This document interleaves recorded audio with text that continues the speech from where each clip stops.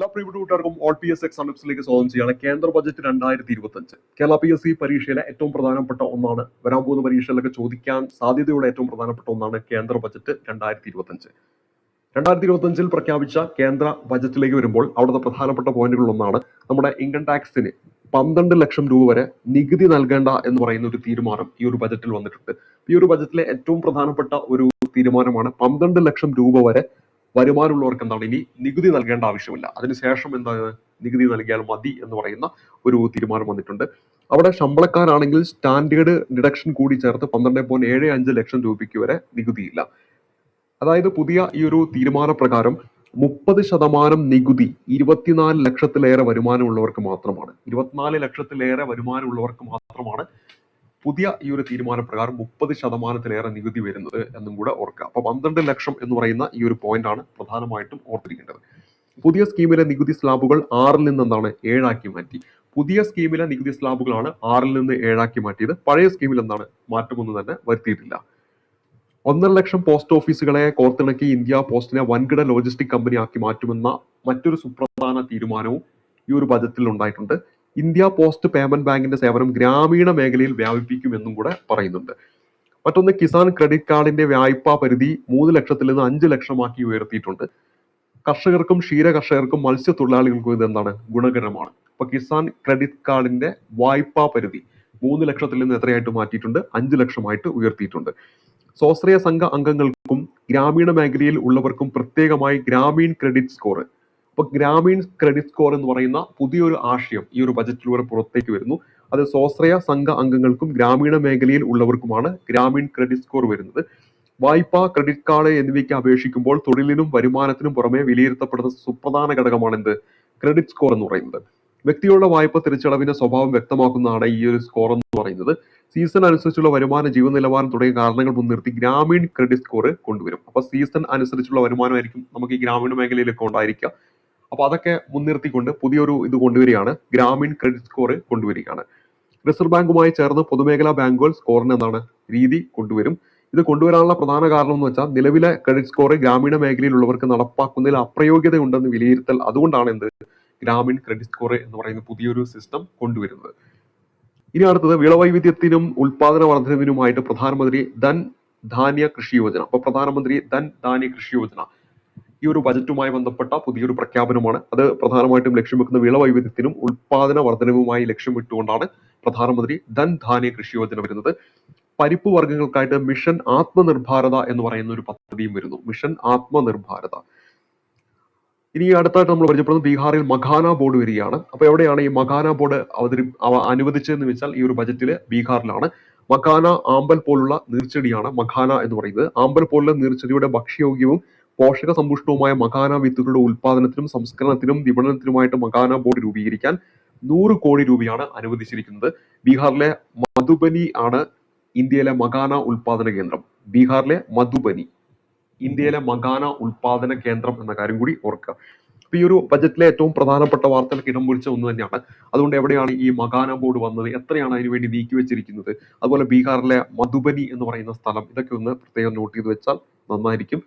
ആസാമിലെ നാംരൂപ്പിൽ urea plant വരികയാണ്. 12.7 ലക്ഷം metric ton ഉൽപാദന ശേഷിയുള്ള യൂറിയ പ്ലാന്റ് ഈ ഒരു ബജറ്റിൽ അനുവദിച്ചിരിക്കുന്ന ആസാമിലെ നാംരൂപിലാണ്. ലക്ഷദ്വീപിലും ആൻഡമാൻ നിക്കോബറിലും ആഴക്കടൽ മത്സ്യബന്ധന പദ്ധതികൾ ഈ ഒരു ബജറ്റിൽ പ്രഖ്യാപിക്കുന്നുണ്ട്. ഇന്ത്യയെ കളിപ്പാട്ട നിർമ്മാണത്തിന്റെ ആഗോള കേന്ദ്രമാക്കാൻ കർമ്മ പദ്ധതി ഈ ഒരു ബജറ്റിൽ എന്താണ് മുന്നോട്ട് വെക്കുന്നു. കപ്പൽ നിർമ്മാണത്തിനും ക്ലസ്റ്റർ ഈ ഒരു ബജറ്റിൽ മുന്നോട്ട് വെക്കുന്നുണ്ട്. ഇന്ത്യയിൽ കപ്പൽ പൊളിക്കുന്നതിന് പ്രോത്സാഹനം എന്നതും ഈ ഒരു ബജറ്റിൽ മുന്നോട്ട് വെക്കുന്നതാണ്. നഗര വികസനത്തിന് 1 ലക്ഷം കോടി രൂപയുടെ അർബൻ ചലഞ്ച് ഫണ്ട്. അപ്പൊ നഗര വികസനത്തിന് എത്ര ലക്ഷം കോടി രൂപയുടെ അർബൻ ചലഞ്ച് ഫണ്ടാണ്? 1 ലക്ഷം കോടി രൂപയുടെ അർബൻ ചലഞ്ച് ഫണ്ടാണ് ഈ ഒരു ബജറ്റിൽ മുന്നോട്ട് വെക്കുന്നത്.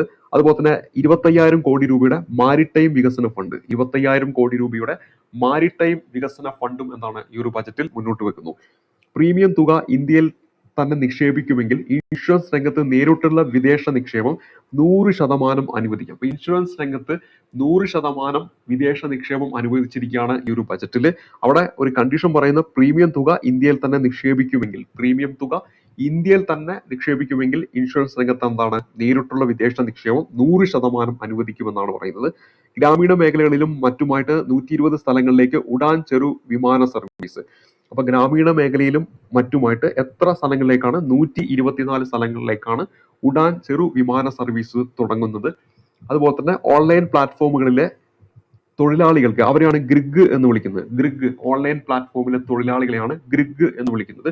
ആ തൊഴിലാളികൾക്ക് ആരോഗ്യ സുരക്ഷാ പദ്ധതി തിരിച്ചറിയൽ കാർഡ് വളരെ പ്രധാനപ്പെട്ട ഒരു പദ്ധതിയാണ്.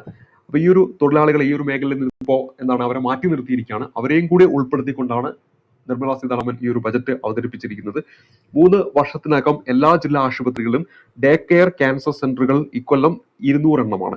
അപ്പോൾ ഡേ കെയർ ക്യാൻസർ സെന്ററുകൾ എവിടെയാണ് തുടങ്ങുന്നത്? ജില്ലാ ആശുപത്രികൾ കേന്ദ്രീകരിച്ചുകൊണ്ടാണ്. 3 വർഷത്തിനുള്ളിലാണ്. അതിൽ തന്നെ ഈ 2025-26 വർഷത്തിലെ 200 എണ്ണം അത് തുടങ്ങുമെന്നാണ് ഈ ഒരു ബജറ്റിൽ മുന്നോട്ട് വെച്ചിരിക്കുന്നത്. വളരെ ഇമ്പോർട്ടന്റ് ആയിട്ടുള്ള പോയിന്റ് ആണ്. ആർട്ടിഫിഷ്യൽ ഇന്റലിജൻസിൽ മികവിന്റെ കേന്ദ്രത്തിന് 500 കോടിയാണ് മാറ്റിവെച്ചിരിക്കുന്നത്. നമുക്കറിയാം ഈ ഒരു സമയത്തെ വാർത്താ പ്രാധാന്യമുള്ള ഒരു വിഷയമാണ് AI എന്ന് പറയുന്നത്. അപ്പൊ അതിന് എത്രയാണ് മാറ്റിവെച്ചിരിക്കുന്നത്? 500 കോടിയാണ്. നൈപുണ്യ മേഖലയ്ക്കായി 5 മികവിന്റെ കേന്ദ്രങ്ങളാണ് ഇവിടെ മുന്നോട്ട് വെക്കുന്നത്. പാലക്കാട് ഉൾപ്പെടെ 5 IIT-കളിലായി 6500 സീറ്റ് കൂട്ടി എന്നാണ് ഇവിടെ പറയുന്നത്. അപ്പോൾ 5 IIT-കളിലായിട്ട് 6500ഓളം സീറ്റുകൾ കൂട്ടിയിട്ടുണ്ട്. 5 വർഷത്തിനകം 75,000 മെഡിക്കൽ സീറ്റ് കൂട്ടി. ഇക്കൊല്ലം 10,000 ആണ് ഈ കൊല്ലം കൂട്ടിയിരിക്കുന്നത്. 5 വർഷം കൊണ്ട് 75,000-ലേക്ക് എത്തുമെന്നാണ് പറയുന്നത്. ഇനി ന്യൂക്ലിയർ എനർജി മിഷന് 20,000 കോടിയാണ്. ലക്ഷ്യം ചെറു മോഡുലാർ റിയാക്ടറുകളൊക്കെ നിർമ്മിക്കുക. നിർമ്മിക്കുക എന്ന ലക്ഷ്യത്തോടു കൂടി, ചെറു മോഡുലാർ റിയാക്ടറുകൾ നിർമ്മിക്കുക എന്ന ലക്ഷ്യത്തോടു കൂടി ന്യൂക്ലിയർ എനർജി മിഷന് 20,000 കോടിയാണ് മാറ്റിവെച്ചിരിക്കുന്നത്. അപ്പൊ ഇവിടെ ചെറു മോഡുലാർ റിയാക്ടറുകൾ നിർമ്മിക്കാനായിട്ട് ന്യൂക്ലിയർ എനർജി മിഷന് എത്രയാണ് മാറ്റിയിരിക്കുന്നത്? 20,000 കോടിയാണ്. പിന്നെ ഹോം സ്റ്റേകൾക്ക് മുദ്രാ വായ്പ വരികയാണ്. ഹോം സ്റ്റേകൾക്ക് മുദ്രാ വായ്പ എന്ന മറ്റൊരു പ്രഖ്യാപനവും ഈ ഒരു ബജറ്റിൽ ഉണ്ടായിരുന്നു. പിന്നെ അടുത്തത്, വിവിധ സംസ്ഥാനങ്ങളിലെ 50 പ്രധാന വിനോദസഞ്ചാര കേന്ദ്രങ്ങൾ സംസ്ഥാനങ്ങളുമായി ചേർന്ന് വികസിക്കും. അപ്പൊ എത്ര വിനോദസഞ്ചാര കേന്ദ്രങ്ങളാണ്? 50 എന്ന് ഇവിടെ കൃത്യമായിട്ട് എടുത്തു പറയുന്നുണ്ട്. കേന്ദ്ര സർക്കാർ ആസ്തികൾ സ്വകാര്യ മേഖലയ്ക്ക് തുറന്നു കൊടുക്കാനുള്ള ദേശീയ ധനസമ്പാദന പദ്ധതിയുടെ നാഷണൽ മോണിറ്റൈസേഷൻ പൈപ്പ് ലൈൻ 2ാം പതിപ്പ് ബജറ്റിൽ പ്രഖ്യാപിച്ചു. അപ്പൊ കേന്ദ്ര സർക്കാരിന്റെ ആസ്തികൾ അത് സ്വകാര്യ മേഖലയ്ക്ക് തുറന്നു കൊടുക്കാനുള്ള ദേശീയ ധനസമ്പാദന പദ്ധതി അല്ലെങ്കിൽ നാഷണൽ മോണിറ്റൈസേഷൻ പൈപ്പ് ലൈൻ, ആ ഒരു പദ്ധതിയുടെ 2ാം പതിപ്പ് ഈ ഒരു ബജറ്റിൽ പ്രഖ്യാപിച്ചിട്ടുണ്ട്. അതായത് അടുത്ത 5 വർഷം കൊണ്ട് 10 ലക്ഷം കോടി രൂപ സമ്പാദിക്കുക എന്നതാണ് ഇതിലൂടെ ലക്ഷ്യം വെക്കുന്നത്. എത്ര ലക്ഷം കോടിയാണ്? 10 ലക്ഷം കോടി രൂപ. ഉടമസ്ഥാവകാശം കൈമാറാതെ ആസ്തികൾ വിവിധ തരത്തിലുള്ള കരാർ അടിസ്ഥാനത്തിൽ നിശ്ചിത കാലയളവിലേക്ക് സ്വകാര്യ സ്ഥാപനങ്ങൾക്ക് നൽകി പണം സമഹരിക്കുകയാണ് ഇവിടെ ലക്ഷ്യം വെക്കുന്നത്. ഇനി നടപ്പ് സാമ്പത്തിക വർഷം രാജ്യത്തിന്റെ മൊത്തം GDP-യുടെ 4.9% ധനക്കമ്മി എത്രയാണ് നിർത്താൻ ലക്ഷ്യമിട്ടിരിക്കുന്നത്? 4.8 ആയിട്ട് കുറച്ചു എന്നാണ് ഇവിടെ പറയുന്നത്. അതായത് നടപ്പ് സാമ്പത്തിക വർഷം രാജ്യത്തിന്റെ മൊത്തം GDP-യുടെ 4.9% ധനക്കമ്മി നിർത്താനായിട്ട് ലക്ഷ്യമിട്ടിരുന്നത് എത്രയായിട്ട് കുറച്ചു? 4.8 ആയിട്ട് കുറച്ചിരിക്കുകയാണ്. ഇപ്പൊ എന്താണ് ധനക്കമ്മി എന്ന് പറയുന്നത്? മൊത്തം ചെലവും വായ്പ ഒഴികെയുള്ള മൊത്തം വരുമാനവും തമ്മിലുള്ള അന്തരമാണ് ധനക്കമ്മി എന്ന് പറയുന്നത്. സാമ്പത്തിക അച്ചടക്കത്തിന്റെ സൂചിക കൂടിയാണ് ധനക്കമ്മി എന്ന് പറയുന്നത്. അപ്പൊ ഇപ്പോ എത്രയാണ്? 4.8% ധനക്കമ്മി ലക്ഷ്യം വെച്ചിരിക്കുന്നതെന്ന് കാര്യം ഓർക്കുക. അപ്പൊ നടപ്പ് സാമ്പത്തിക വർഷം രാജ്യത്തിന്റെ മൊത്തം GDP-യുടെ 4.9% ധനക്കമ്മി നിർത്താൻ ലക്ഷ്യമിട്ടിരുന്നത് എത്രയായിട്ട് ഇപ്പൊ കുറച്ചു? 4.8% കുറച്ചിട്ടുണ്ട്. എന്താണ് ധനക്കമ്മി? മൊത്തം ചെലവും വായ്പ ഒഴികെയുള്ള മൊത്തം വരുമാനവും തമ്മിലുള്ള ആ ഒരു അന്തരമാണ് ധനക്കമ്മി എന്ന് പറയുന്നത്. ഇനി ചില ഉൽപ്പന്നങ്ങൾക്ക് വില കുറയുന്നവയുണ്ട്, ചില ഉൽപ്പന്നങ്ങൾക്ക് വില കൂടുന്നവയുണ്ട്. അപൂർവ രോഗങ്ങൾ, ക്യാൻസർ തുടങ്ങിയവയുള്ള 36 മരുന്നുകൾക്ക് വില കുറയും എന്നാണ് പറയുന്നത്. അതുപോലെ 6 ജീവൻ രക്ഷാ മരുന്നുകൾക്ക്, മരുന്ന് കമ്പനികളുടെ രോഗി സഹായ പരിപാടികൾ കീഴിലുള്ള മരുന്നുകൾക്ക് വില കുറയും. LED LCD TVകൾക്ക് വില കുറയും. ഇലക്ട്രിക് വാഹനങ്ങൾ, ഇറക്കുമതി ചെയ്യുന്ന നിശ്ചിത വിഭാഗം ബൈക്കുകളും കാറുകളും, മൊബൈൽ ഫോൺ, അതുപോലെ തന്നെ സിന്തറ്റിക് ഫ്ലേവറിംഗ് എസൻസുകൾ, ഇതിനൊക്കെ വില കുറയും എന്നാണ് പറയുന്നത്. അതുപോലെ തന്നെ വൈറ്റ് ബ്ലൂ ലെതർ, അതിനും വെറ്റ് ബ്ലൂ ലെതർ, ഇതിനൊക്കെ വില കുറയുന്ന കാറ്റഗറിയിൽ ഉൾപ്പെടുന്നതാണ്. അപ്പൊ ഏതൊക്കെയാണ്? അപൂർവ രോഗങ്ങൾ, ക്യാൻസർ തുടങ്ങിയവയ്ക്കുള്ള 36 മരുന്നുകൾ, 6 ജീവൻ രക്ഷാ മരുന്നുകൾ, മരുന്ന് കമ്പനികളുടെ രോഗി സഹായ പരിപാടികൾ കീഴിലുള്ള മരുന്നുകൾ, LED LCD TV, ഇലക്ട്രിക് വാഹനങ്ങൾ, ഇറക്കുമതി ചെയ്യുന്ന നിശ്ചിത വിഭാഗം ബൈക്കുകളും കാറുകളും, മൊബൈൽ ഫോൺ, സിന്തറ്റിക് ഫ്ലേവറിംഗ് എസൻസുകൾ, അതുപോലെ തന്നെ വെറ്റ് ബ്ലൂ ലെതർ, ഇതിനൊക്കെ വില കുറയുകയാണ് ചെയ്യുന്നത്. എന്നാൽ വില കൂടുന്നവയാണ് നിറ്റ് വെയർ തുണിത്തരങ്ങൾ, അതുപോലെ തന്നെ ഇന്ററാക്റ്റീവ് ഡിജിറ്റൽ ഫ്ലാറ്റ് ഡിസ്പ്ലേ, അതായത് നമ്മുടെ ടച്ച് സ്ക്രീൻ, ഇറക്കുമതി ചെരുപ്പ്, PVC ഫ്ലെക്സ് ഫിലിം, അതുപോലെ ഫ്ലെക്സ് സീറ്റ്, ഫ്ലെക്സ് ബാനർ, ഇതിനൊക്കെ എന്താണ് വില കൂടും എന്നാണ് പറയുന്നത്. ഇനി അടുത്ത ബജറ്റ് അവതരണത്തിനായിട്ട് നിർമ്മല സീതാരാമൻ പാർലമെന്റിൽ വന്നപ്പോൾ ധരിച്ച സാരി ബീഹാറിലെ മധുബനി ചിത്രങ്ങളാണ്. ആ സാരിയിൽ ഉണ്ടായിരുന്ന ചിത്രം എന്ന് പറയുന്നത് ബീഹാറിൽ പ്രസിദ്ധമായിട്ടുള്ള മധുബനി ചിത്രങ്ങളാണ്. അപ്പൊ മധുബനി ചിത്രങ്ങൾക്ക് പ്രസിദ്ധമായിട്ടുള്ള സംസ്ഥാനം ചോദിച്ചാൽ ഇനി നമ്മൾ പറയുന്നത് എന്താണ്? ബീഹാർ ആണെന്ന് നമ്മൾ പറയണം. അതേപോലെ തന്നെ മറ്റൊന്ന്, ബീഹാറിലെ മുഖമുദ്രയായ മധുബാനി ആസ്ഥാനമായ ചിത്രകല അഴക് കൂട്ടിയ സാരിയാണ് ബജറ്റ് അവതരണ വേളയിൽ ആര് ധരിച്ചത്? നിർമ്മല സീതാരാമൻ ധരിച്ചത്. അപ്പൊ ഈ പേര് ഓർത്തിരിക്കുക. ഇനി 2021 പത്മശ്രീ ജേതാവും മധുബനി ചിത്ര കലാകാരിയുമായ ദുലാനി ദേവിയാണ് സ്വയം ഡിസൈൻ ചെയ്ത സാരി മിഥില ആർട്ട് ഇൻസ്റ്റിറ്റ്യൂട്ടിലെ ചടങ്ങിൽ എത്തിയപ്പോൾ നിർമ്മലയ്ക്ക് സമ്മാനിച്ചു. അപ്പൊ ഈ ഒരു സാരി ഡിസൈൻ ചെയ്തിരിക്കുന്ന ആരാന്ന് ചിലപ്പോൾ വേണമെങ്കിൽ പരീക്ഷയ്ക്ക് ചോദിക്കാം. ദുലാനി ദേവിയാണ്. ഇപ്പൊ 2021 പത്മശ്രീ ജേതാവാണ് ഈ പറയുന്ന മധുബനി ചിത്ര കലാകാരിയായിട്ടുള്ള ദുലാനി ദേവി. മധുബനി ചിത്ര കലാകാരിയായിട്ടുള്ള ദുലാനി ദേവി. അപ്പൊ അവർ ഡിസൈൻ ചെയ്ത ആ ഒരു സാരിയാണ് നിർമ്മല സീതാരാമന് ഈ പറയുന്ന ബജറ്റ് അവതരണത്തിനായിട്ട് ആ ഒരു സമയത്ത് ധരിച്ചത് എന്ന കാര്യം ഓർത്തിരിക്കുക. ഇനി അടുത്തത്, ബീഹാറിലെ ഉപവാസ ഭക്ഷണമായി അറിയപ്പെടുന്നതാണ് എന്ത്? മഖാന കൃഷി എന്ന് പറയുന്നത്. ആമ്പൽ പോലുള്ള നീർച്ചെടിയുടെ ഭക്ഷ്യയോഗ്യവും പോഷക സമ്പുഷ്ടമായ മഖാന വിത്തുകളുടെ ഉൽപാദനത്തിനും സംസ്കരണത്തിനും വിപണനത്തിനുമായിട്ട് മഖാന ബോർഡ് രൂപീകരിക്കാൻ 100 കോടി രൂപയാണ് നീക്കിവെച്ചത്. ധനകാര്യമന്ത്രി നിർമ്മല സീതാരാമന്റെ 8ാമത്തെ ബജറ്റാണ്. ഒരു ഇടക്കാല ബജറ്റ് ഉൾപ്പെടെയാണ് 8 എന്ന് പറയുന്നത്. ഇനി മറ്റൊന്ന്, ബജറ്റ് പൂർത്തീകരിക്കാൻ 1.25 മണിക്കൂർ എടുത്തു. ഈ ഒരു ബജറ്റ് പൂർത്തീകരിക്കാൻ 1 മണിക്കൂർ 15 മിനിറ്റ്, അതായത് 75 മിനിറ്റ് ആണ് ടോട്ടൽ എടുത്തിരിക്കുന്നത്. നിർമ്മല സീതാരാമൻ അവതരിപ്പിച്ച ബജറ്റുകളിൽ ദൈർഘ്യം കുറഞ്ഞ 2ാമത്തെ ബജറ്റാണ്. അദ്ദേഹത്തിന് ഈ 8 ബജറ്റുകൾ പരിശോധിക്കുമ്പോൾ അതിൽ ദൈർഘ്യം കുറഞ്ഞ 2ാമത്തെ ബജറ്റാണ്. നിർമ്മല സീതാരാമൻ അവതരിപ്പിച്ച ഏറ്റവും ഹ്രസ്വമായ ബജറ്റ് കഴിഞ്ഞ ഫെബ്രുവരിയിൽ ഇടക്കാല ബജറ്റായിരുന്നു. വെറും 56 മിനിറ്റ് ആയിരുന്നു ആ ഒരു ബജറ്റ് നീണ്ടു നിന്നത്. ഏറ്റവും ദൈർഘ്യം കൂടിയ ബജറ്റ് അവതരണം ആരുടെ പേരിലാണെന്ന് വെച്ചാൽ ഉടനെ ഉത്തരമായിട്ട് വരിക നിർമ്മല സീതാരാമനാണ്. നിർമ്മല സീതാരാമന്റെ 2020-21 സാമ്പത്തിക വർഷത്തിലെ ബജറ്റ് അവതരണം 2 മണിക്കൂർ 40 മിനിറ്റ് ആണ് നീണ്ടുന്നത്. അതാണ് ലോകസഭയുടെ ചരിത്രം പരിശോധിച്ചാൽ ഏറ്റവും ദൈർഘ്യം കൂടിയ ബജറ്റ് 2 മണിക്കൂർ 40 മിനിറ്റ്. ഈ ഒരു ബജറ്റ് എത്ര മണിക്കൂറാണ് ഉണ്ടായിരുന്നത്? 1 മണിക്കൂർ 15 മിനിറ്റ് ആണ്, അല്ലെങ്കിൽ 75 മിനിറ്റ് ആണ് എന്ന കാര്യം കൂടി ഓർത്തിരിക്കുക. ഇനി ജനുവരി രാജ്യമാകെയുള്ള GST വരുമാനം 1.96 ലക്ഷം കോടി രൂപ എന്നും കൂടി ഈ ഒരു ബജറ്റിൽ പറയുന്നുണ്ട്. അപ്പൊ ജനുവരിയിൽ രാജ്യമാകെയുള്ള GST വരുമാനം പറയുന്നത് 1.96 ലക്ഷം കോടി രൂപയാണ്. എത്രയാണ്? 1.96 ലക്ഷം കോടി രൂപയാണ്. 2024 ജനുവരി അപേക്ഷിച്ച് 12.3% വർധനമാണ്. 12.3% വർധനമാണ്. അപ്പൊ 1.96 ലക്ഷം കോടി രൂപയാണ് ജനുവരിയിലെ, ഈ 2025 ജനുവരിയിലെ GST വരുമാനം. ഇത് 2024 അപേക്ഷിച്ച് നോക്കുമ്പോൾ എന്താണ്? 12.3% വർധനമാണെന്ന കാര്യം ഓർത്തിരിക്കണം. കഴിഞ്ഞ ഡിസംബറിൽ 1.77 കോടി രൂപയായിരുന്നു GST വരുമാനം. ഇനി കേന്ദ്രത്തിന് അർഹപ്പെട്ട CGST ഉണ്ട്, സെൻട്രൽ GST ഉണ്ട്. അത് എത്രയാണെന്ന് വെച്ചാൽ 36,777 കോടി രൂപയാണ്.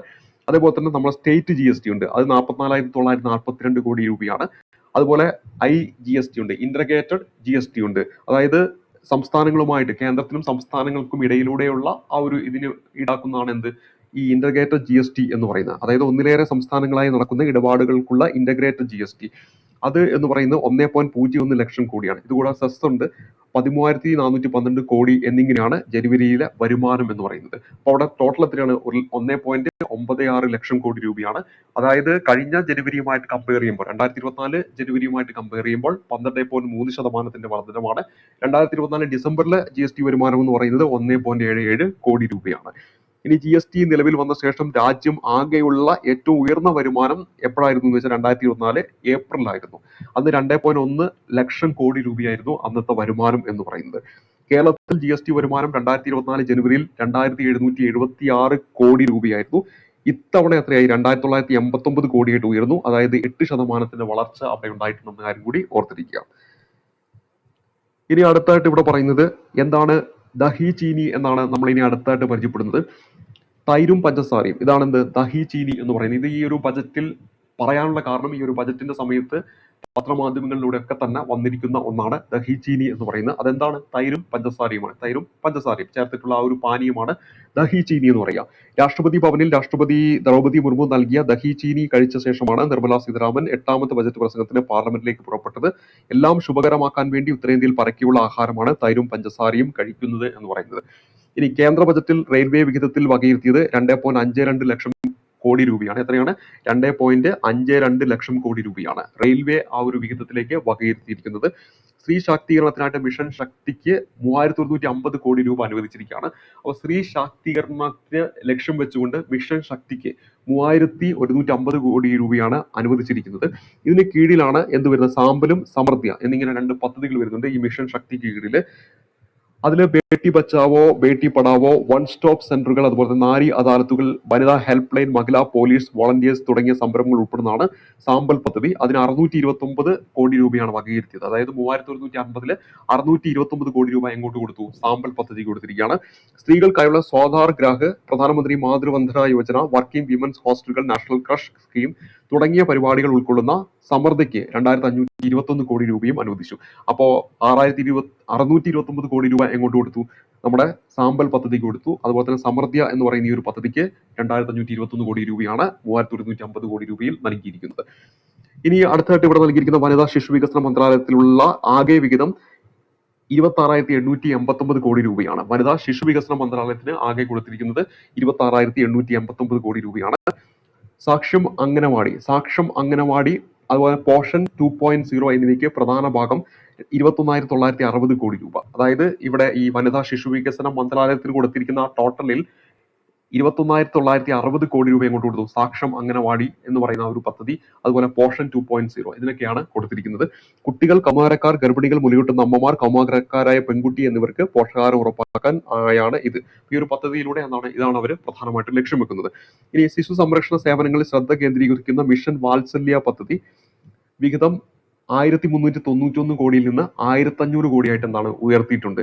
അപ്പൊ ഇവിടെ അടുത്ത് പറഞ്ഞ എന്താണ്, മിഷൻ വാത്സല്യ പദ്ധതി. അതെന്താണ്, ശിശു സംരക്ഷണ സേവനങ്ങളിൽ ശ്രദ്ധ കേന്ദ്രീകരിക്കുന്ന മിഷൻ വാത്സല്യ പദ്ധതിയുടെ വിഹിതം ഈ ബജറ്റിൽ എത്രയായിട്ട് മാറ്റിയിട്ടുണ്ട്, 1500 കോടിയായിട്ട് മാറ്റിയിട്ടുണ്ട്. നേരത്തെ അത് 1391 കോടിയാണെന്ന് ഇപ്പൊ അത് എത്രയായിട്ട് മാറ്റി, 1500 കോടിയായിട്ട് ഉയർത്തിയിട്ടുണ്ട്.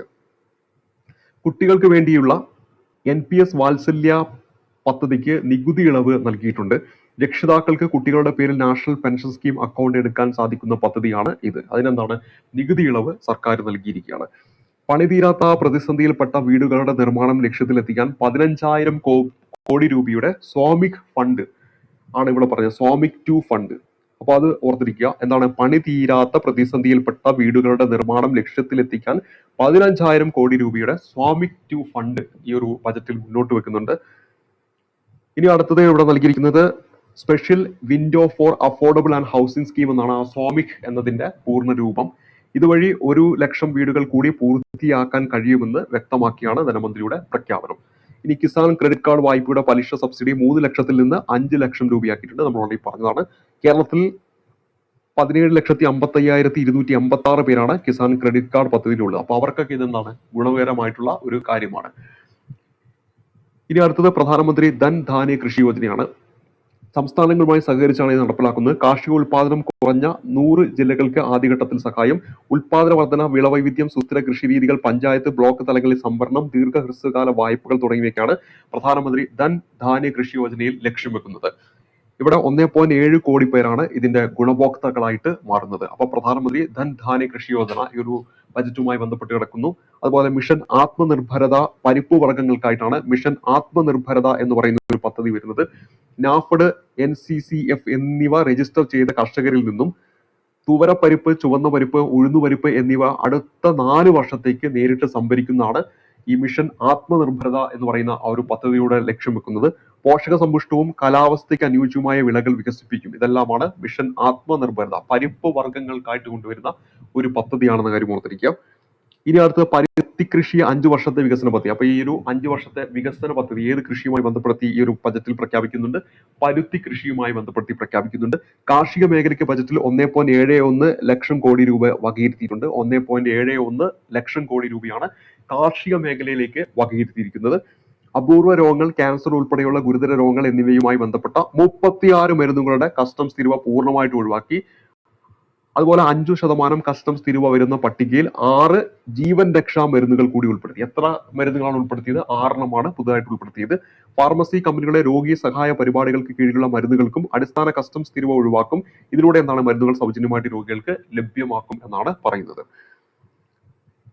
ഇനി അടുത്തത് 13 പുതിയ രോഗി സഹായ പരിപാടികൾ തുടങ്ങും. ഇതിലേക്ക് 37 മരുന്നുകൾ കൂടി ഉൾപ്പെടും. ഓൾറെഡി ഉള്ളതിന്റെ കൂടെ എന്താണ് 13 പുതിയ രോഗി സഹായ പരിപാടികൾ തുടങ്ങും. അതിലേക്ക് എന്താണ് 37 മരുന്നുകൾ കൂടി ഉൾപ്പെടുത്തും എന്ന നല്ലൊരു പ്രഖ്യാപനവും ഈ ഒരു ബജറ്റിൽ വരുന്നുണ്ട്. പ്രാഥമിക ആരോഗ്യ കേന്ദ്രങ്ങൾ സൗജന്യ വൈഫൈ സേവനം കൊണ്ടുവരും. അപ്പൊ എവിടെയാണ് പ്രാഥമിക ആരോഗ്യ കേന്ദ്രങ്ങൾ? ഇനി ക്യാൻസർ രോഗികൾക്ക് ഡേ കെയർ സെന്റർ ആണ്, നമ്മളോട് പറഞ്ഞതാണ്. അർബുദ മരുന്നുകളുടെ അടിസ്ഥാന ഒഴിവാക്കൽ എന്നീ പ്രഖ്യാപനങ്ങൾ രാജ്യത്തെ 2 കോടിയിലേറെ എന്താണ് ക്യാൻസർ രോഗികൾക്ക് പ്രതീക്ഷ നൽകുന്നതാണ്. ജില്ലാ ആശുപത്രികൾ കേന്ദ്രീകരിച്ചുള്ള ഡേ കെയർ ക്യാൻസർ സെന്ററുകളിലൂടെ മെച്ചപ്പെട്ട ചികിത്സ ഉറപ്പാക്കുകയും മാനസിക പിന്തുണ നൽകുകയുമാണ് ലക്ഷ്യം വെക്കുന്നത്. അപ്പൊ ഏത് കേന്ദ്രീകരിച്ചാണ്? ജില്ലാ ആശുപത്രി കേന്ദ്രീകരിച്ചാണെന്ന കാര്യം പ്രത്യേകം നോട്ട് ചെയ്യുക. 2025-26 സാമ്പത്തിക വർഷം കേരളം ഉൾപ്പെടുന്ന സംസ്ഥാനങ്ങളിലേക്ക് 200 സെന്ററുകൾ തുടങ്ങും. 3 വർഷത്തിലൂടെ രാജ്യത്തെ 769 ജില്ലാ ആശുപത്രികളിലും പദ്ധതി യാഥാർത്ഥ്യമാക്കുമെന്നാണ് ഇവിടെ പറഞ്ഞിരിക്കുന്നത്. ഇനി അടുത്തത് 99,85,856 കോടി രൂപ ആരോഗ്യ മേഖലയിലാണ് വകയിരുത്തിയത്. കഴിഞ്ഞ 2024-25 അനുവദിച്ചതിനേക്കാൾ 9.7% വർധനമാണ് ആരോഗ്യ മേഖലയിൽ ഈ വർഷം അനുവദിച്ചിരിക്കുന്നത്. അപ്പൊ ഏറ്റവും പ്രധാനപ്പെട്ട ഒരു മേഖലയിൽ എന്താണ് 99,85,856 കോടി രൂപ അനുവദിച്ചിട്ടുണ്ട്. അതുപോലെ ഊർജ്ജ മേഖലയിലെ ആവശ്യം മുൻനിർത്തി ചെറിയ ആണവോർജ്ജ പ്ലാന്റുകൾ നിർമ്മിക്കാൻ പദ്ധതി കൊണ്ടുവന്നിട്ടുണ്ട്. 8 വർഷത്തിനുള്ളിൽ 5 ചെറു മോഡുലാർ ന്യൂക്ലിയർ റിയാക്ടർ ആരംഭിക്കുകയാണ് ലക്ഷ്യം വെക്കുന്നത്. 8 വർഷത്തിൽ 5 ചെറു മോഡുലാർ ന്യൂക്ലിയർ റിയാക്ടറുകൾ ആരംഭിക്കുക, അതാണ് ലക്ഷ്യം വെക്കുന്നത്. ഇതിനായിട്ട് ന്യൂക്ലിയർ എനർജി മിഷന് 20,000 കോടി രൂപ അനുവദിച്ചു. നമ്മൾ തുടക്കത്തിൽ പരിചയപ്പെട്ടതാണ്. അപ്പോൾ ഇവിടെ ഓർത്തിരിക്കേണ്ടത് എത്ര എണ്ണമാണ്? 5 ചെറു മോഡുലാർ ന്യൂക്ലിയർ റിയാക്ടറുകളാണ്. 5 ചെറു മോഡുലാർ ന്യൂക്ലിയർ റിയാക്ടർ. ഇതിനു വേണ്ടിയിട്ട് 20,000 കോടി രൂപയാണ് ന്യൂക്ലിയർ എനർജി മിഷന് അനുവദിച്ചിരിക്കുന്ന ഈ ഒരു ബജറ്റിൽ എന്ന കാര്യം ഓർത്തിരിക്കുക. ഇനി വളരെ ഇമ്പോർട്ടന്റ് ആണ്. ഇതിൽ നിന്ന് നമുക്കറിയാം കഴിഞ്ഞ വട്ട പരീക്ഷയ്ക്ക് ചോദ്യം ചോദിച്ചിട്ടുണ്ട്. ഇത് നിങ്ങൾ കൃത്യമായിട്ട് നോക്കി പഠിച്ചു വെക്കേണ്ട ഒരു മേഖലയാണ്. അതായത് ഇൻകം ടാക്സ് മേഖലയിൽ നിന്ന് 22% വരുമാനം നമുക്ക് ലഭിക്കുന്നത്. അതേപോലെ തന്നെ യൂണിയൻ എക്സൈസ് ഡ്യൂട്ടിയിൽ നിന്ന് 5%, ഇനി GST നിന്ന് 18%, കോർപ്പറേറ്റ് ടാക്സിൽ നിന്ന് 17%, അതുപോലെ തന്നെ ബോറോയിങ് ആൻഡ് അതർ ലയബിലിറ്റീസിൽ നിന്ന് 24%, പിന്നെ 9% നോൺ ടാക്സ് റെസിപ്റ്റ്സ് ആണ്, 1% നോൺ ഡെപ്റ്റ് ക്യാപിറ്റൽ റെസിപ്റ്റ്സ് ആണ്, 4% കസ്റ്റംസ് ആണ്. ഇതിൽ നോക്കുമ്പോൾ ഏറ്റവും കൂടുതൽ ബോറോയിങ് ആൻഡ് അതർ ലയബിലിറ്റീസ് ആണ് നമുക്ക് പണം എത്തുന്നത്. അതേ സമയത്ത് രണ്ടാമത് ഇൻകം ടാക്സ് ആണ്. അപ്പൊ ആദ്യം വരുന്നത് ബോറോയിങ് ആൻഡ് അതർ ലയബിലിറ്റീസ് ആണ്, പിന്നെ ഇൻകം ടാക്സ് ആണ്. അതിനുശേഷം നോക്കുക 18% വരുന്നത് GST ആണ്. അതേപോലെ തന്നെ 17% പിന്നെ വരുന്നത് ഏതാണ്? കോർപ്പറേറ്റ് ടാക്സ് ആണ്. ഇത് കൃത്യമായിട്ടൊന്ന് ഓർത്ത് വെക്കുക. അപ്പോൾ ഏറ്റവും കൂടുതൽ ബോറോയിങ് ആൻഡ് അതർ ലയബിലിറ്റീസ് ആണ്, 24%. അതുപോലെ ഇൻകം ടാക്സ് 22% രണ്ടാമത് വരുന്നു. അപ്പൊ ആദ്യം എന്താണ്? Borrowing and other liabilities 24%, income tax 22%, അതുപോലെ GST ആൻഡ് അതർ ടാക്സസ് 80%, പിന്നെ കോർപ്പറേറ്റ് ടാക്സ് 17%. പിന്നെ ബാക്കിയൊക്കെ ജസ്റ്റ് ഒന്ന് നോക്കുക. യൂണിയൻ എക്സൈസ് ഡ്യൂട്ടി 5%, പിന്നെ നോൺ ടാക്സ് റെസിപ്റ്റ്സ് 9%, നോൺ ഡെപ്റ്റ് ക്യാപിറ്റൽ റെസിപ്റ്റ്സ് 1%, കസ്റ്റംസ് 4%. ഇത് പ്രീവിയസ് ആയിട്ട് പരീക്ഷകളിൽ പലപ്പോഴായിട്ട് കഴിഞ്ഞ ബജറ്റിന്റെ സമയത്തൊക്കെ ഇതിൽ നിന്ന് ചോദ്യങ്ങൾ വന്നിട്ടുണ്ട്. നിർബന്ധമായും പഠിച്ചു വെക്കേണ്ടതാണ്. ഇനി നമുക്ക് അടുത്ത് നോക്കുന്ന എക്സ്പെൻഡിച്ചർ ആണ്. അതായത് റുപ്പി ഗോസ് ഫോർ നമ്മളിൽ നിന്ന് പോകുന്നത്. അതായത് അതിൽ ഒന്ന് ഇവിടെ പറഞ്ഞിരിക്കുന്ന പെൻഷൻ 4%, പിന്നെ ഇൻട്രസ്റ്റ് പേയ്മെന്റ് ആയിട്ട് 20% പോകുന്നുണ്ട്. സെൻട്രൽ സെക്ടർ സ്കീമിലേക്ക് 16%, അതുപോലെ മേജർ സബ്സിഡീസ് 6%, ഡിഫൻസ് കഴിഞ്ഞ പരീക്ഷയിലെ നിർണായകമായിരുന്നു 8%, പിന്നെ states share of taxes and duties 22%, finance commission and other transfers 8%, central sponsored scheme 8%, other expenditure 8%. അപ്പോൾ പെൻഷൻ ആ ഒരു ഇനത്തിലേക്ക് 4%, ഇൻട്രസ്റ്റ് പേയ്മെന്റ് അത് വളരെ ഇമ്പോർട്ടൻ്റ് ആയി ഓർത്തിരിക്കുക. ഏറ്റവും കൂടുതൽ പോകുന്നത് states share and taxes and ഡ്യൂട്ടീസിലേക്കാണ്. State share of taxes and ഡ്യൂട്ടീസിലേക്കാണ് ഏറ്റവും കൂടുതൽ പോവുക. പിന്നെ 20% വരുന്നത് ഇൻട്രസ്റ്റ് പലിശ കൊടുക്കാനായിട്ടാണ്. പിന്നെ സെൻട്രൽ സെക്ടറിന്റെ പല സ്കീമുകളുണ്ട്, excluding capital outlay and defence and subsidiary, അവിടേക്ക് 16% പോകുന്നത്. അപ്പൊ ആദ്യം വരുന്നത് എന്താണ്? നമ്മുടെ ഇത് state share of taxes and duties ആണ് 22%. പിന്നെ വരുന്നത് എന്താണ്? ഇൻട്രസ്റ്റ് പേയ്മെന്റ് ആണ് 20%. അത് കഴിഞ്ഞാൽ പിന്നെ വരുന്നത് നമ്മുടെ സെൻട്രൽ സെക്ടർ സ്കീമിലേക്കാണ് 16%. ഡിഫൻസ് പ്രത്യേകം നോക്കി വെക്കണം, 8%. ഡിഫൻസ് 8 ആ ഒരു രീതിയിൽ ഓർത്ത് വെച്ചാൽ ഡിഫൻസ് എന്ന് പറയുമ്പോൾ ഡ ഉണ്ട്, 8 എന്ന് പറയുമ്പോൾ ഡ ഉണ്ട്. അപ്പൊ അവിടെ എന്താണ്? 8% ഡിഫൻസിലേക്ക് വരുന്നത്. ഇനി ഇൻട്രസ്റ്റ് കൊടുക്കാനായിട്ട് എത്രയാണ്? 20% ഇൻട്രസ്റ്റിലേക്ക്. ഇനി സ്റ്റേറ്റ്സിനുള്ള ഷെയർ എന്ന് പറയുന്നത്, ടാക്സിന്റെ ഷെയർ എന്ന് പറയുന്നത് 22%. പിന്നെ finance commission and other transfers 8%, central sponsored scheme 8%, other expenditure എത്രയാണ്? 8% ആണ്. അതർ എക്സ്പെൻഡിച്ചർ 8% ആണ്. അപ്പൊ 8% ഡിഫൻസ് വരുന്നുണ്ട്, അതുപോലെ finance commission and other transfers വരുന്നുണ്ട്, സെൻട്രൽ സ്പോൺസർ സ്കീം വരുന്നുണ്ട്, അതുപോലെ അതർ എക്സ്പെൻഡിച്ചർ വരുന്നുണ്ട്. പെൻഷൻ എത്രയാണ്? 4 പെൻഷൻ എത്രയാണ്? 4% കാര്യം ഓർത്തിരിക്കുക. പിന്നെ മേജർ സബ്സിഡീസ് അതിലേക്ക് 6% പറയുന്നത്. ഈ രണ്ട് ഡയഗ്രാം നല്ല രീതിയിൽ ഒന്ന് നോക്കി വെക്കണം. ഇതിൽ നിന്നൊരു ചോദ്യം നമുക്ക് പ്രതീക്ഷിക്കാവുന്നതാണ്. ഇനി അടുത്തത് ഇവിടെ നൽകിയിരിക്കുന്നത് ഓരോ മേഖലയുമായി ബന്ധപ്പെട്ടാണ്. എക്സ്പെൻഡിച്ചർ ഓഫ് മേജർ ഐറ്റംസ് ആണ്. ഡിഫൻസിലേക്ക് 4,91,732. അതുപോലെ ഇതെല്ലാം കോടിയിലാണ് പറയുന്നത്, ഇൻ കോർ ആണ്. അപ്പൊ 4,91,732 കോടി. റൂറൽ ഡെവലപ്മെന്റിലേക്ക് വരുമ്പോൾ 2,66,817 കോടി. ഹോം അഫയേഴ്സ് 2,33,211 കോടി. അഗ്രികൾച്ചർ 1,71,430. ഇത് പ്രത്യേകം ഒന്ന് നോട്ട് ചെയ്യുക. അതുപോലെ ഡിഫൻസും പ്രത്യേകം ഒന്ന് നോട്ട് ചെയ്യുക. ആ ശതമാനമാണ് അന്ന് ചോദിച്ചത്. അപ്പൊ 8% നമ്മൾ പഠിച്ചത്. അതിവിടെ കൃത്യമായി കൊടുത്തിട്ടുണ്ട്. 4,91,732 കോടിയാണ്. അതേപോലെ തന്നെ പിന്നെ ചോദിക്കാം അഗ്രികൾച്ചർ, ചിലപ്പോൾ ചോദിക്കാം. എഡ്യൂക്കേഷൻ ചോദിക്കാം. 1,28,650 കോടിയാണ്. 1,28,650 കോടി. ഹെൽത്ത് ഓർത്ത് വെക്കുക, 98,311 കോടിയാണ്. അർബൻ ഡെവലപ്മെന്റ് 96,777 കോടി. IT ആൻഡ് ടെലികോം 95,298 കോടി. എനർജി ഊർജ്ജ മേഖലയിലേക്ക് വരുമ്പോൾ 81,178 commerce and industry 65,553 social welfare 60,052. Scientific ഡിപ്പാർട്ട്മെന്റിലേക്ക് 55,679 കോടി രൂപയാണ് എക്സ്പെൻഡിച്ചർ ആയിട്ട് ഇവിടെ പറയുന്നത്. അപ്പൊ ഇവിടെ നോക്കുക, ഡിഫൻസ് എത്രയാണ് ഓർക്കുക? 4,91,732. അതേപോലെ റൂറൽ ഡെവലപ്മെന്റിലേക്ക് വരുമ്പോൾ 2,66,817. Home affairs 2,33,210. Agriculture and allied activities 1,71,437. Education 1,28,650. Health 98,311. Urban development 96,777. IT and telecom 95,298. Energy 81,174. Commerce and industry 65,553. Social welfare 60,052. Scientific department 55,679 കൊടുത്തിരിക്കുന്നത്. ഇനി അടുത്തത് rationalization of TDS, TCS for easing difficulties. Tax deduction limit for senior citizens doubled from 50,000 നിന്ന് അത് എത്രയായിട്ട് മാറ്റിയിട്ടുണ്ട്? 1,00,000 കൂട്ടിയിട്ടുണ്ട്. Annual limit of 2.40 lakh for TDS on rent increase എത്ര ആയിട്ടുണ്ട്? അപ്പൊ റെന്റുമായി ബന്ധപ്പെട്ടിട്ടുള്ളത് 6,00,000 അത് കൂട്ടിയിട്ടുണ്ടെന്ന കാര്യം ഓർത്തിരിക്കുക. നേരത്തെ അത് 2.40 ലക്ഷമായിരുന്നു. ഇപ്പൊ അത് എത്രയായിട്ട് മാറ്റിയിട്ടുണ്ട്? TDS 6,00,000 ആക്കിയിട്ട് മാറ്റിയിട്ടുണ്ടെന്ന കാര്യം ഓർക്കുക. ഇനി ഇവിടെ ഭാരതീയ ഭാഷാ പുസ്തക സ്കീം വരുന്നുണ്ട്. Provide digital form Indian language books four school and higher education. അത് ലക്ഷ്യം വെച്ചുകൊണ്ടാണ് ഭാരതീയ ഭാഷാ പുസ്തക സ്കീം കൊണ്ടുവരുന്നത്. പിന്നെ PM സ്വാനിധി എന്ന് പറയുന്ന ഒരു സ്കീമാണ്. To be revamped with enhanced loans from bank, UPI linked credit card and capacity building support. ഇതാണ് PM സ്വാനിധി എന്ന് പറയുന്ന ആ ഒരു സ്കീമിലൂടെ മുന്നോട്ട് വെക്കുന്നത്. അപ്പൊ ഇത്രയും കാര്യങ്ങളാണ് നമ്മുടെ ബജറ്റുമായി ബന്ധപ്പെട്ട് പ്രധാനമായും അറിഞ്ഞിരിക്കേണ്ടത്. ഇതിൽ അവസാനം നമ്മൾ പറഞ്ഞ ആ 2 ഡയഗ്രാം അത് കൃത്യമായിട്ട് പഠിച്ചു വെക്കണം. അതിൽ നിന്ന് ചോദ്യം പ്രതീക്ഷിക്കാം. ഒപ്പം ഇതിലെ പ്രധാനപ്പെട്ട ഏറ്റവും ഇമ്പോർട്ടന്റ് ആയിട്ടുള്ള പരീക്ഷയ്ക്ക് ചോദിക്കാൻ സാധ്യതയുള്ള കാര്യങ്ങളാണ് നമ്മളിവിടെ പരിചയപ്പെടുത്തിയത്. അപ്പോൾ ഈ ഒരു ഇതിന്റെ PDF നിങ്ങൾക്ക് വേണമെങ്കിൽ നമ്മുടെ ടെലഗ്രാം ചാനലിൽ വന്നാൽ മതി. അവിടെ അപ്ലോഡ് ചെയ്ത് വെച്ചിട്ടുണ്ട്. അതിലൂടെ നിങ്ങൾക്ക് ഡൗൺലോഡ് ചെയ്ത് പഠിക്കാവുന്നതാണ്. അപ്പോൾ നല്ല രീതിയിൽ പഠിക്കുക. അടുത്ത ക്ലാസ് കാണുമ്പോഴേക്കും നന്ദി, നമസ്കാരം.